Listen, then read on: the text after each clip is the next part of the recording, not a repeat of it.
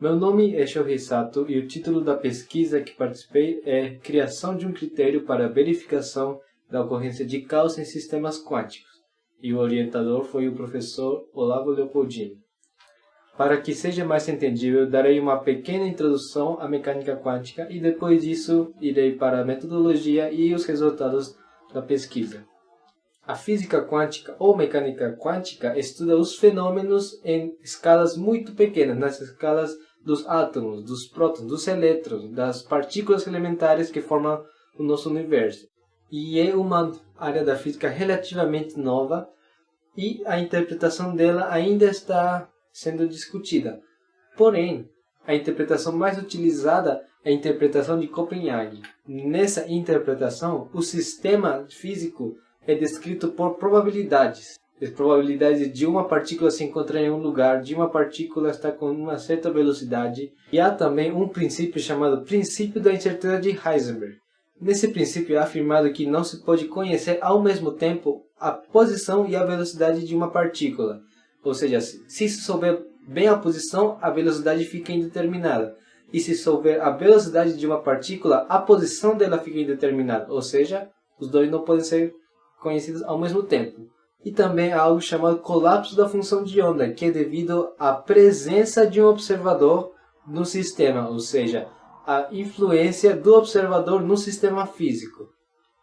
E esses conceitos não são intuitivos para o nosso entendimento do dia a dia, em que nós sabemos a posição e a velocidade de algum corpo, assim como nós chamamos a mecânica clássica ou física clássica. Mas, como falei anteriormente, isso é uma das interpretações que se tem da mecânica quântica.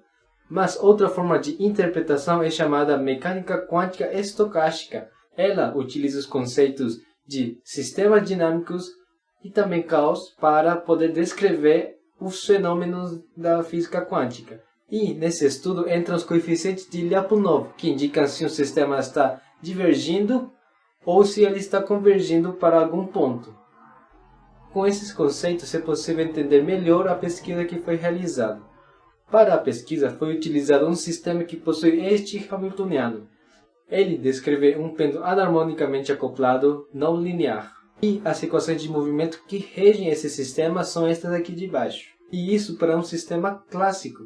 Se nós quisermos ir para um regime da física quântica, nós precisamos adicionar termos dissipativos e flutuativos para obedecer equações de Langevin.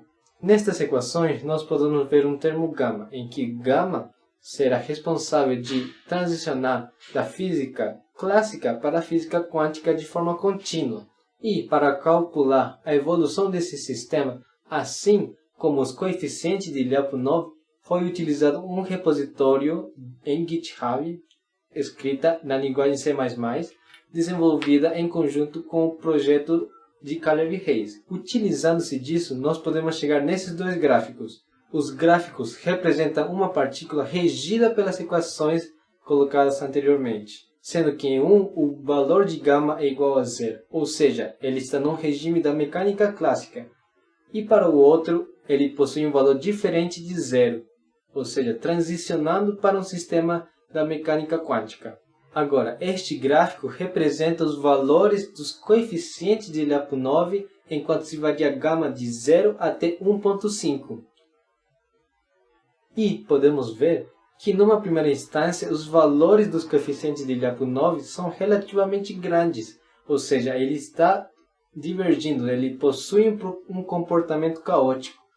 Mas, assim que se passa de um certo valor de gama, podemos ver que ele cai abruptamente e tende ao valor de zero, ou seja, podemos ver que o comportamento caótico some para o sistema no regime da mecânica quântica. E esse é um dos principais resultados que nós conseguimos na nossa pesquisa. Obrigado.